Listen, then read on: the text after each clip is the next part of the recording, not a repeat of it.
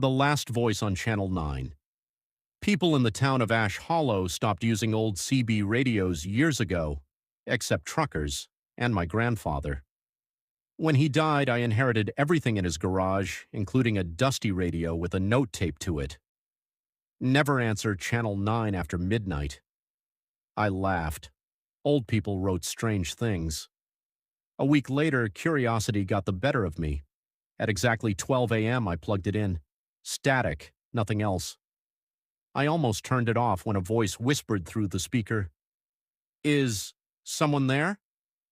It sounded like a frightened little girl. I picked up the microphone. "Yeah, who is this?" The radio crackled. Then she sighed with relief. "Thank God, he usually answers." A chill crawled up my neck.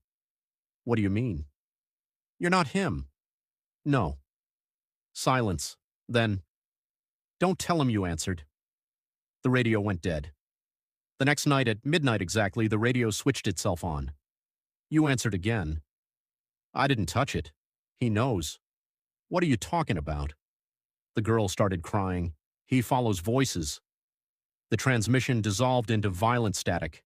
Then another voice came through, deep, slow, too close. "Who is using my radio?" I dropped the microphone. The speaker kept hissing. Then, a knock.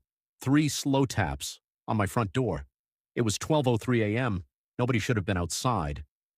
I looked through the peephole. No one. Just darkness. Another 3 knocks. This time, on the back door. I locked every window, every door. The radio spoke again. "Don't let him hear you breathe." I froze. Something scraped across the side of my house. Long, deliberate, like fingernails dragged over wood. Then footsteps, circling, never rushing, just walking, around and around and around. Finally, the footsteps stopped. Silence. Then the deep voice whispered through the radio, "Found you." At that exact moment, my bedroom closet door slowly creaked open. I hadn't heard it unlock. I stared into the darkness inside. Nothing. Then, a voice came from inside the closet. My own voice, perfectly copied. "Don't look away." I stumbled backward. The closet was empty. But the radio crackled one last time. The little girl whispered, "Now he knows what you sound like." The radio shut off forever. I threw it away the next morning, 2 states over, into a landfill. 3 months passed. I almost convinced myself I'd imagined everything. Then last night, my phone rang, unknown number. I answered without thinking. There was only static. Then, in my own voice, "Don't look away." Behind me, someone knocked. 3 slow taps.